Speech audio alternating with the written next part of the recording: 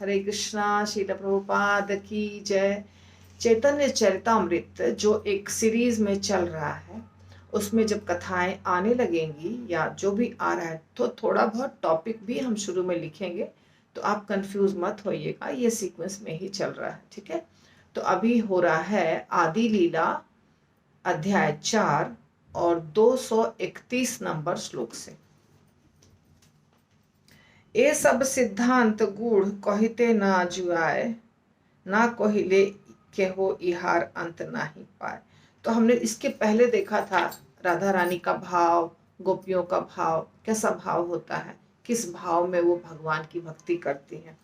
तो इन सारे सिद्धांतों को जन सामान्य के समक्ष प्रकट करना अनुचित है, किंतु यदि इन्हें प्रकट नहीं किया जाता है तो इन्हें कोई भी नहीं समझ सकेगा।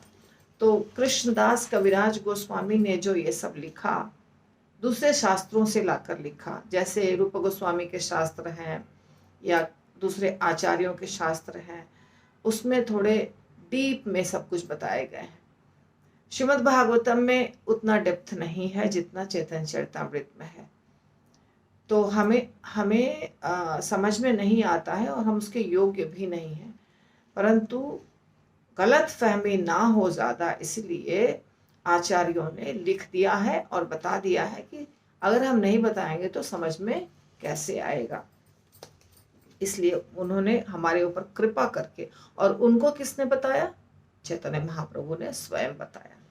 इसलिए मैं केवल उनका सार ही प्रकट करूंगा, जिससे रसिक भक्त तो समझ लें, किंतु जो मूर्ख हैं वे नहीं समझ सकेंगे। रसिक किसे कहा जाता है? जो किसी रस में है।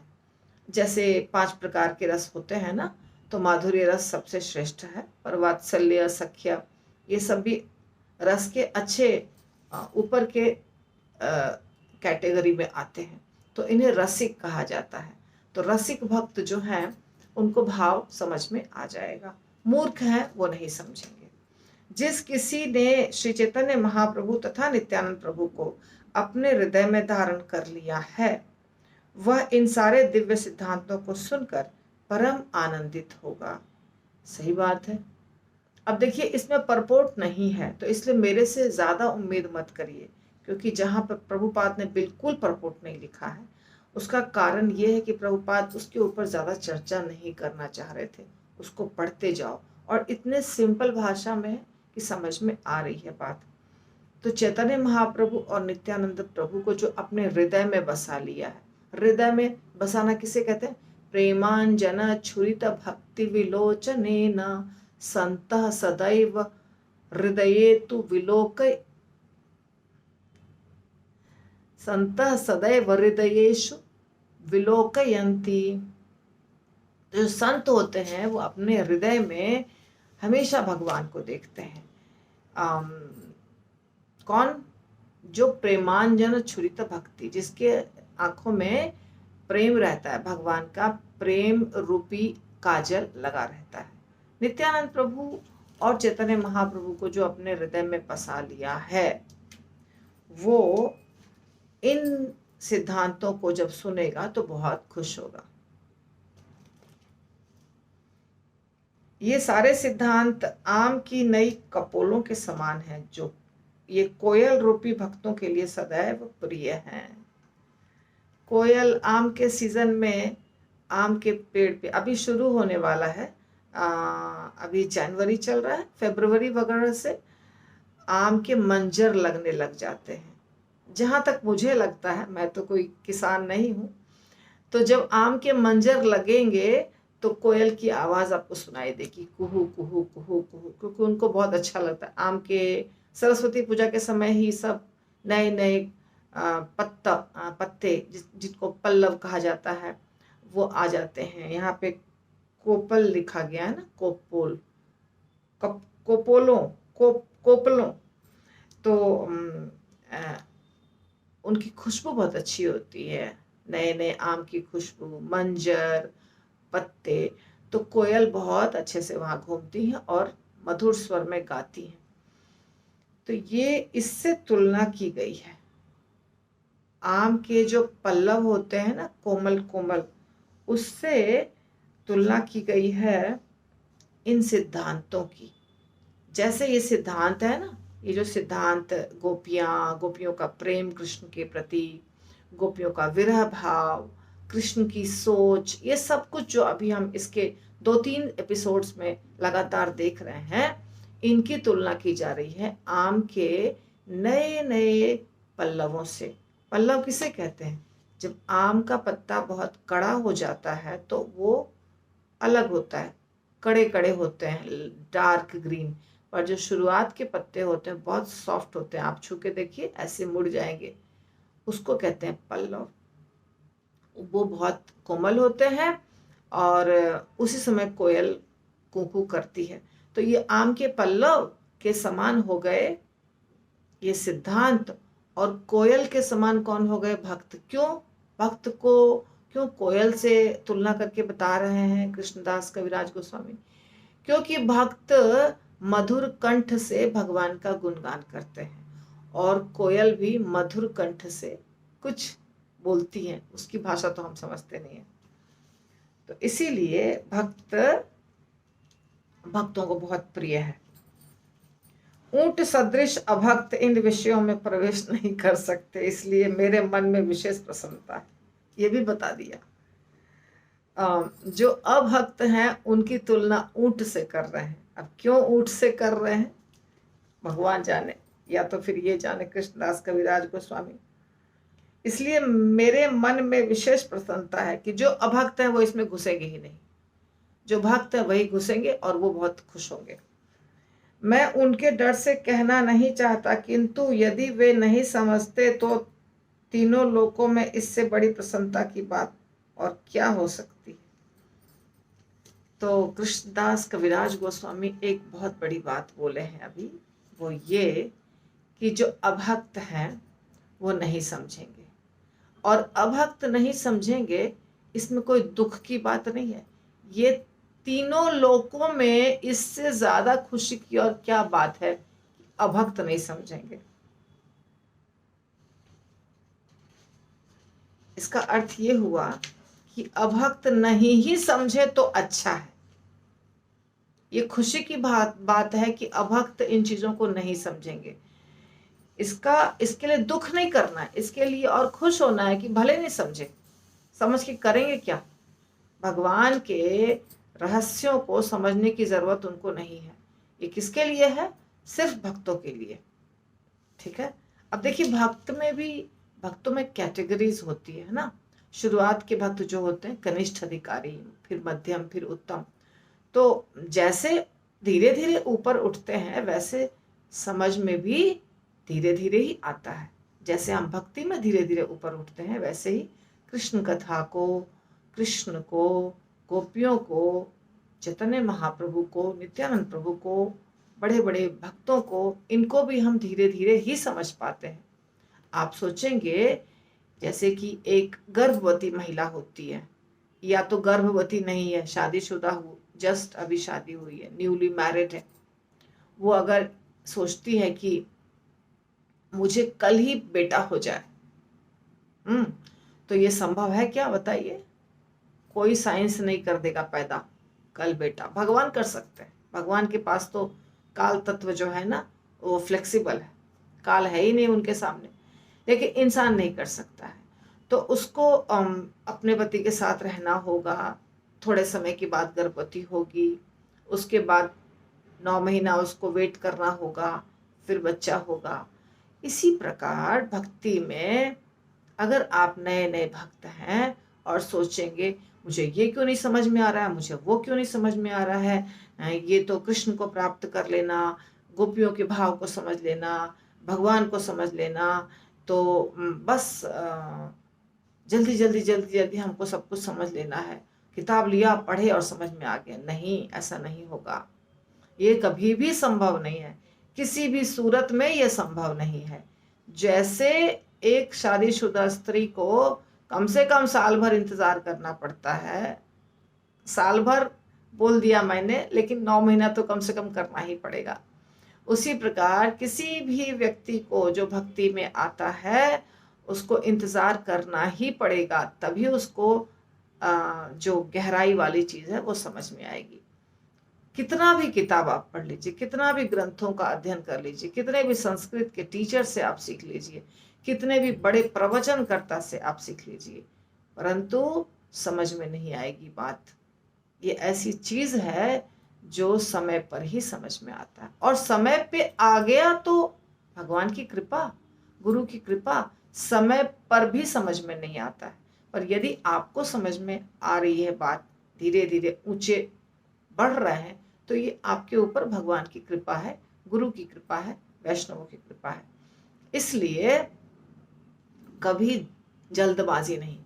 बोला है ना रूप गोस्वामी ने भी, धैर्यात, धैर्य तो रखना ही पड़ेगा, तभी आएगी बात समझ में। ऐसा कभी नहीं होता है कि जो व्यक्ति 20 साल सीनियर है उससे 5 साल वाला या 1 साल वाला या 2 साल वाला तुलना करके बराबरी में पहुंच जाएगा, ये कभी संभव नहीं है। एक बार नहीं, अतएव भक्तों को नमस्कार करके मैं उनके संतोष के लिए बिना किसी हिचक के कहूंगा। भक्तों के लिए, ये कथा भक्तों के लिए हो रही है। एक बार भगवान कृष्ण ने अपने मन में विचार किया कि सारे लोग कहते हैं मैं आनंद तथा समस्त रसों से पूर्ण हूँ, सारा संसार मुझी से आनंद प्राप्त करता है, क्या ऐसा भी कोई है जो मुझे आनंद दे सके, जिसमें मुझसे सैकड़ों गुने अधिक गुण हो, वही मेरे मन को आनंदित कर सकता है। मुझसे अधिक गुणवान व्यक्ति को इस जगत में ढूंढ पाना असंभव है, किंतु एकमात्र राधा में मुझे उसकी उपस्थिति जान पड़ती है जो मुझे आनंद दे सकती है। ये भगवान सोच रहे हैं। क्या भगवान सोचे? सारे लोग कहते हैं मैं आनंद का सागर हूं, मैं सबको आनंद देता हूं, मुझसे सब आनंद प्राप्त करते हैं, तो फिर कोई कोई ऐसा है जो मुझे आनंद दे सके? वो कौन हो सकता है? तो भगवान कृष्ण में बहुत ज्यादा आनंद है, तो उनसे हम आनंद प्राप्त करते हैं। भगवान कृष्ण क्या है? आनंदमय स्वरूप है। हम जैसे सच्चिदानंद के छोटे से पार्टिकल हैं, और भगवान तो पूरा का पूरा सच्चिदानंद है।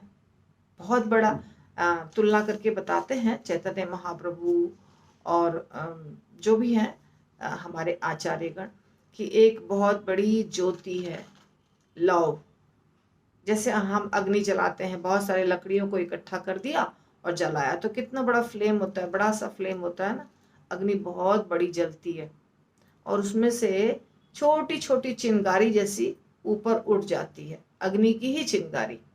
तो वो जो चिंगारी सी छोटी सी उठती है, वो हम हैं।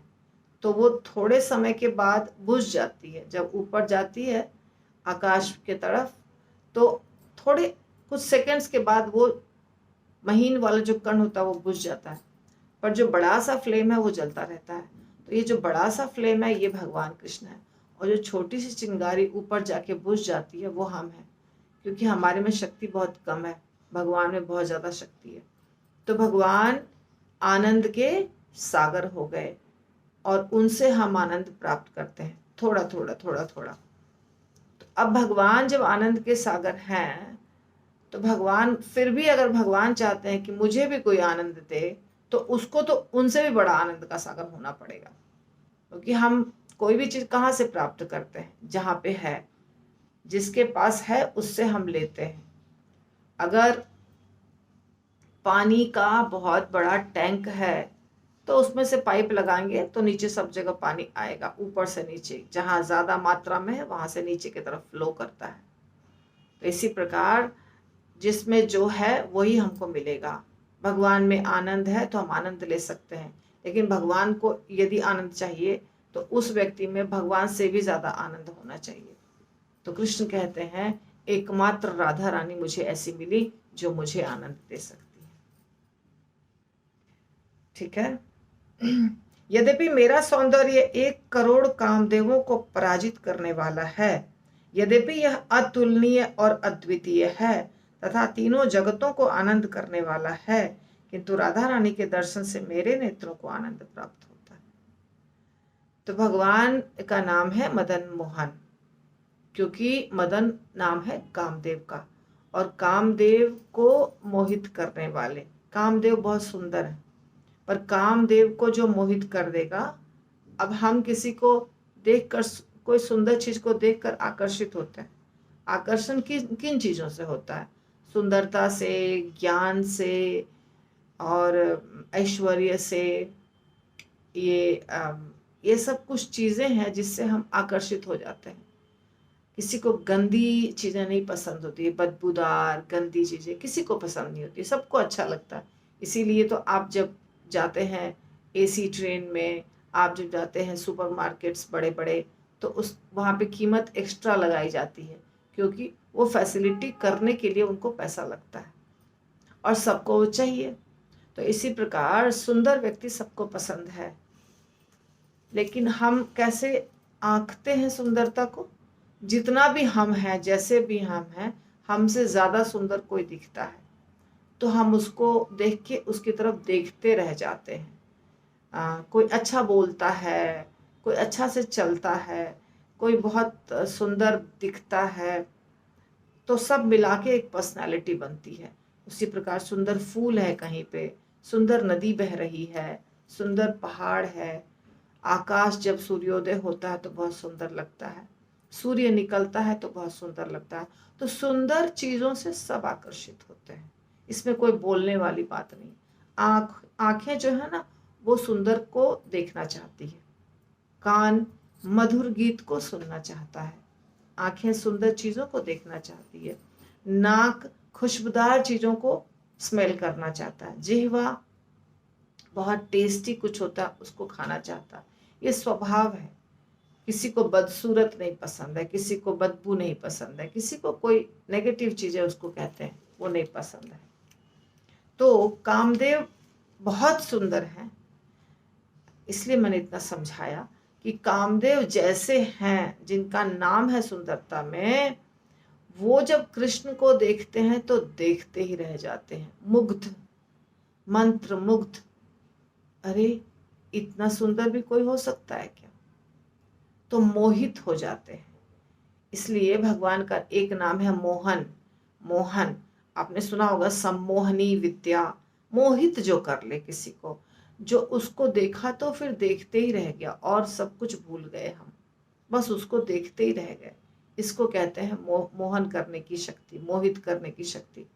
तो भगवान का नाम है मदन मोहन, पर राधा रानी का नाम क्या है? मदन मोहन मोहिनी। यानी कि मदन को तो मोहित कर लेते हैं कृष्ण, पर कृष्ण को भी मोहित कर लेती हैं राधा रानी। राधा रानी की सुंदरता बहुत ज्यादा है, राधा रानी में कला बहुत ज्यादा है, राधा रानी में भक्ति बहुत ज्यादा है, राधा रानी में सेवा भाव बहुत ज्यादा है, और स्वार्थ बिल्कुल नहीं है, त्याग बहुत ज्यादा है। तो हर चीज, सारे के सारे गुण भरपूर मात्रा में, 100% आप कह सकते हैं। तो ये राधा रानी के सौंदर्य के कारण भगवान आकर्षित हो जाते हैं। भगवान के नेत्रों को आनंद मिलता है, जब वो देखते हैं राधा रानी को तो उनके नेत्रों को आनंद मिलता है। भगवान के नेत्र, एक मैंने वीडियो देखा, सच झूठ भगवान जाने, कि उसमें एक स्त्री थी जो बता रही थी कि निधि वन में वो रात को रुक गई थी। जिंदा है वो। ज्यादातर हम सुनते हैं कि निधि वन में रात को जो रुकता है वो या तो पागल हो जाता है या तो मर जाता है, पर वो एक स्त्री है जो कह रही है कि मैं पागल भी नहीं हुई, वो जिंदा ही है। लेकिन 40 दिन तक उसके मुंह से आवाज नहीं निकली। फिर कुछ वो 40 दिनों के लिए कुछ उसने किया, जैसे योगा होता है, तपस्या होती है, या कुछ कुछ किया जो मुझे समझ में नहीं आया, मैंने पूरा देखा भी नहीं इंटरव्यू। उसके बाद उसके मुंह से आवाज निकली। तो वो ऐसा क्लेम कर रही है कि मैं निधि वन में रात को रुकी और रात को मैंने देखा अपनी आंखों से कि सारे पेड़ गोपियां बन गए और भगवान भी आ गए, और भगवान बहुत खूबसूरत, बहुत ज्यादा खूबसूरत भगवान लग रहे थे। तो पूछा लोगों ने, जो इंटरव्यू लेने वाला है वो, कि वो भगवान का रंग कैसा था। तो उसने बताया कि मुझे ये समझ में नहीं आता है, लोग कृष्ण को काला क्यों बनाते हैं, कृष्ण तो बिल्कुल काले नहीं है। कृष्ण कैसे हैं? एकदम गोरे हैं और बहुत चमकीला फेस है, उनके चेहरे पे बहुत चमक है और जब चमक पड़ती है तो चेहरा का रंग थोड़ा सी ग्रीन जैसा दिखता है। जो उसने देखा वो बता रही थी और बताया आंखें इतनी बड़ी बड़ी और लंबी लंबी आंखें। मुझे ये याद आ गई इसलिए मैं आपको बता रही हूँ कि भगवान की आंखें लंबी लंबी और बड़ी बड़ी है, पर उन आंखों में जब राधा रानी को देखते हैं, वो आंखें जब राधा रानी को देखते हैं तो क्या हो जाता है, वो आंखें तृप्त होती है, उनको आनंद मिलता है। ऐसी सुंदरता है राधा रानी की। और देखिए कोई व्यक्ति सुंदर कब लगता है पता है, कोई व्यक्ति सुंदर तब लगता है जब वो अंदर से भी सुंदर होता है। अगर अंदर से हम दुष्ट व्यक्ति हैं, बहुत दुष्ट हैं, तो बाहर से हम सुंदर नहीं लगेंगे। हो सकता है फोटो वोटो खिंचवाते समय थोड़ा सा व्यक्ति नाटक करके दिखे सुंदर, पर कुछ देर बात करेंगे यदि आप उनसे या मिलेंगे जुलेंगे, उसके बाद वो सुंदर नहीं लगेगा अगर वो दुष्ट है तो। लेकिन अगर वो अंदर से हृदय से भी बहुत अच्छा है, हृदय से व्यक्ति का अच्छा होना बहुत जरूरी है। जब हृदय से कोई व्यक्ति अच्छा होता है तो बाहर से भी वो अच्छा दिखता भी है, अच्छा और सुंदर भी लगता है और आकर्षक भी लगता है। तो हृदय को साफ बनाना और सुंदर बनाना बहुत आवश्यक है। तो राधा रानी का हृदय बहुत अच्छा है, इसीलिए बाहर से भी राधा रानी सुंदर ज्यादा लगती हैं और आकर्षक लगती है। एक ब्यूटी जो होता है, सुंदरता जो होती है ना, वो उसको कहते हैं जब वो आपको खींच ले। किसी की सुंदरता जब आपको खींच लेती है यानी कि वो रियल में सुंदर है। तो खींचता वो राधा रानी कृष्ण को खींच लेती हैं। अब देखिए जब जब भगवान मोहिनी बने थे तो सारे असुर भगवान सारे असुरों को अट्रैक्ट कर लिए। सारे असुर जो थे वो भगवान की तरफ खींच रहे थे। भगवान ऐसी चीज है जिनके तरफ लोग अपने आप खींच चले जाते हैं, क्योंकि हम सब भगवान की संतान हैं और हम सब के अंदर भगवान के प्रति प्रेम था, अभी वो ढका हुआ है, छुपा हुआ है। जब हम देखते हैं तो वापस वो जगने लगता है प्रेम। तो ये नेचुरल है, ये बना इनबिल्ट बोलते हैं ना, डिफॉल्ट बाय डिफॉल्ट है ये, कि कृष्ण के प्रति आप आकर्षित होंगे ही, आप उधर जाएंगे ही, राधा रानी के प्रति आप जाएंगे ही। तो ये कृष्ण यहाँ वर्णन कर रहे हैं कि राधा रानी इतनी खूबसूरत है कि मेरे नेत्रों को आनंद देती है और मेरी दिव्य बांसुरी की ध्वनि तीनों लोगों को आकर्षित करती हैं, किंतु मेरे कान श्रीमती राधा रानी के मधुर शब्दों से मुग्ध हो जाते हैं। अब राधा रानी और कृष्ण की लीलाएं तो ब्रज में इतनी ज्यादा हुई हैं, जहां जाइए वहां आपको कृष्ण और राधा रानी की लीला ही दिखाई और सुनाई देगी। तो राधा रानी के मुख से जो निकलता है, ध्वनि जो निकलती है, कृष्ण उसको सुनना चाहते हैं। आप देखिए इसीलिए बार बार राधा रानी जब मान करती हैं यानी कि नाराज हो जाती है थोड़ा सा, राधा रानी बहुत बार नाराज होती है कृष्ण से। आप सोचेंगे कि ये नाराजगी, ये क्रोध, ये गुस्सा सिर्फ यहीं पे नहीं, ये सब जगह, ये भगवान में है तभी हमारे में आया है, हमारे अंदर, इसलिए ये ज्यादा मतलब हमारा गुस्सा होता है, क्रोध उसको बोलते हैं। पर राधा रानी का वही चीज मान कहलाता है, रूठ जाना। राधा रानी रूठ जाती है, तो रूठ जाना अच्छा लगता है, क्रोध करना अच्छा नहीं लगता है। तो यहाँ पे तमोगुण और रजोगुण मिक्स हो गया है, इसीलिए यहाँ पे क्रोध और गुस्सा हो जाता है। परंतु राधा रानी तो तमोगुण और रजोगुण में नहीं है, तो उनको क्रोध कैसे होगा, तो उनको मान होता है। तो वही चीज है, परंतु यहाँ पे ये भौतिक गुण मिक्स हो गए, ये समझने के लिए आपको बता रही हूँ। तो राधा रानी जब मान करती हैं तो कृष्ण उनको मनाने के लिए, उनके मान को खत्म करने के लिए बहुत उपाय ढूंढते हैं और कई कई लीलाएं किए हैं। किसी में वो भगवान कृष्ण लहंगा वगैरह पहन के गोपी बन जाते हैं राधा रानी के ससुराल जाने के लिए, क्योंकि कुटिला और जटिला बहुत स्ट्रिक्ट थी ना उनकी ननद और सास। तो राधा रानी से मिलना तो है, और मिले कैसे, सास और ननद तो कृष्ण को परमिशन देंगी नहीं, अलाउ नहीं करेंगी। राधा रानी को बाहर जाने के लिए मना किया है तो जा नहीं सकती हैं, अंदर कोई आ नहीं सकता है, पुरुष कृष्ण आ नहीं सकते हैं। तो सारी जो सखियां थी वो सब कृष्ण को क्या बना देती हैं, गोपी का ड्रेस पहना के पूरा गोपी बना देती हैं। और फिर मैंने काफ़ी लीलाएं ऑडियो में डाली हुई हैं, इसमें भी डालूंगी धीरे धीरे।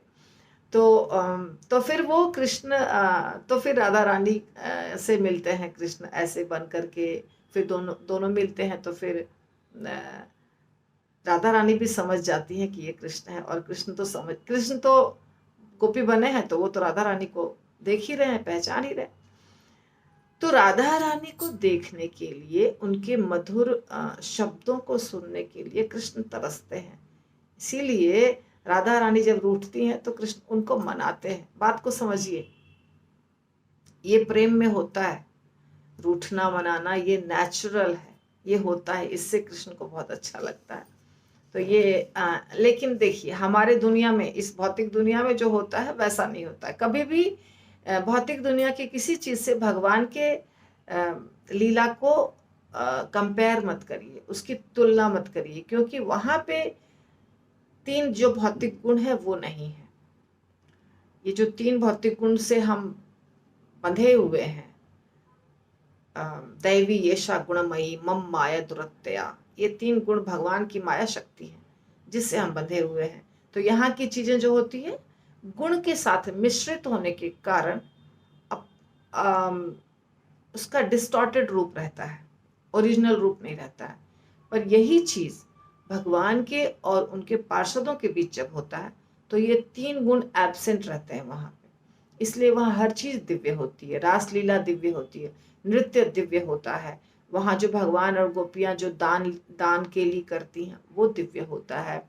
वहाँ जो उनका खाना पीना, जिसको हम कहते हैं भोग करना, भगवान खाते नहीं है, भगवान भोग लगाते हैं, तो भोग करते हैं, झूला पे झूलते हैं, कभी तांबुल, कभी पंखा झेलना, कभी मृदंग बजाना, कभी इत्र लगाना, ये सब लीलाएं होते रहती हैं राधा कृष्ण और गोपियों के बीच में, इस वृंदावन में भी और आध्यात्मिक जगत में भी।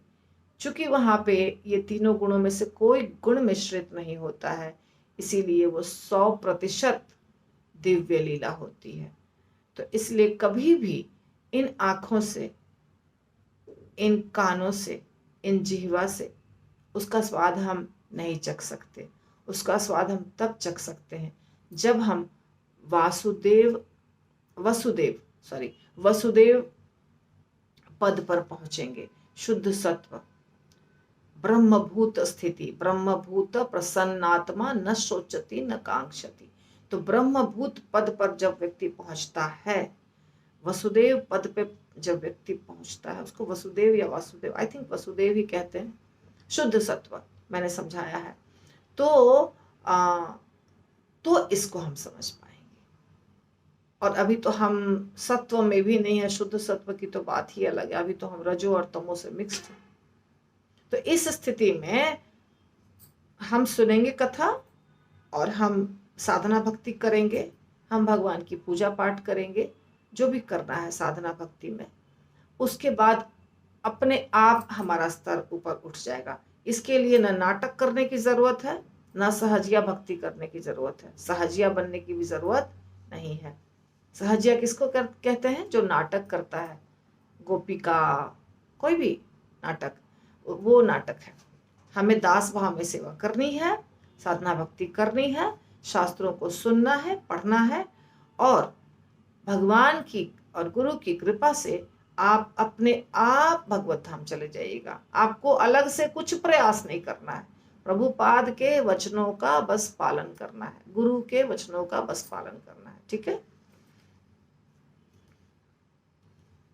यद्यपि मेरा शरीर संपूर्ण सृष्टि को सुगंधि देता है, किंतु राधा रानी के अंगों की सुगंधि मेरे मन और हृदय को मोहित कर लेती है। तो देखिए, मैंने आपको बताया कि नाक हो या कान हो या जिह्वा हो या आंखें हो, जो भी हमारी इंद्रियां हैं, वो सारी इंद्रियां सुंदर चीजों को चाहती हैं भोगना। ठीक है। तो भगवान तो भगवान है, और भगवान में हर चीज संपूर्ण है, पूर्ण पूर्ण, ओम पूर्णमदः पूर्णमिदं, भगवान पूर्ण है, परंतु फिर भी राधा रानी की खुशबू, राधा रानी का स्पर्श, राधा रानी के वचन, हर चीज कृष्ण को खींच लेती है उधर। तो आप सोचिए राधा रानी क्या चीज होंगी, हमारी कल्पना के परे। तो यद्यपि संपूर्ण सृष्टि मेरे कारण विभिन्न रसों से पूरित है, किंतु मैं श्रीमती राधा रानी के होठों के अमृत रस पर मुग्ध हूं। तो ये है राधा रानी। इसका वर्णन सुखदेव गोस्वामी कैसे करते भागवतम में, आप बताइए। भागवतम सुनने वाले जो वहां परीक्षित महाराज के साथ बैठे हुए लोग थे, वो सारे के सारे भक्त नहीं थे। कृष्णदास कविराज गोस्वामी कह रहे हैं ये सिर्फ भक्तों को समझ में आने वाली चीज है, जो अभक्त हैं वो इसमें ना प्रवेश पा सकते हैं, ना इस बात को समझ सकते हैं। यद्यपि मेरा स्पर्श 1 करोड़ चंद्रमाओं से भी शीतल है, किंतु मैं श्रीमती राधिका के स्पर्श से तरोताजा हो उठता हूँ। इस तरह यद्यपि मैं संपूर्ण जगत के सुख का उद्गम हूँ, किंतु श्री राधिका के सौंदर्य एवं गुण मेरे जीवन और आत्मा है। तो जैसे 5 इंद्रियां हमारी हैं, कान से भगवान कृष्ण चाह रहे हैं राधा रानी के मधुर शब्दों को सुनना, रसों को चखना चाह रहे हैं, राधा रानी के अमृत रस जो उनके होठों से निकलते हैं, उनके शब्दों को सुनना चाह रहे हैं, जो मधुर वचन बोलती हैं राधा रानी, उनको देखना चाह रहे हैं अपने आँखों से। तो राधा रानी जो है वो भगवान की आह्लादिनी शक्ति है, भगवान की ही शक्ति है, वो बाहर से कुछ नहीं आई है। ऐसा नहीं है कि वो कोई अलग व्यक्ति हैं, कहीं से आई हैं और वो कृष्ण को आकर्षित कर रही, नहीं, वो कृष्ण के ही शरीर से निकली है, कृष्ण की ही वो शक्ति है। पर कृष्ण की कौन सी शक्ति है? कृष्ण के पास बहुत सारी शक्तियां हैं। तो कृष्ण की प्रेम शक्ति है वो, जिनको आह्लादिनी कहते हैं, अच्छे से शब्दों में आह्लादिनी। तो आह्लादिनी थोड़ा सा समझना डिफिकल्ट होगा, इसीलिए मैं आपको समझा रही हूँ। प्रेम, आह्लादिनी यानी प्रेम, भरपूर मात्रा में जहाँ प्रेम हो, जो प्रेम देती हो, जो आनंद देती हो, जो खुशी देती हो, जो भरपूर मात्रा में सेवा करती हो, सारे रसों में सेवा करती है राधा रानी। ऐसा नहीं कि शांत में नहीं करती हैं, सिर्फ माधुर्य में करती हैं। शांत में तो जो माधुर्य रस में भगवान से प्रेम करता है वो वात्सल्य में भी करता है, सख्य में भी करता है, दास्य में भी करता है, शांत में भी करता है, हर रस में सेवा करता है भगवान की। तो राधा रानी जो है क्या चीज है, राधा रानी अवर्णनीय, अतुलनीय।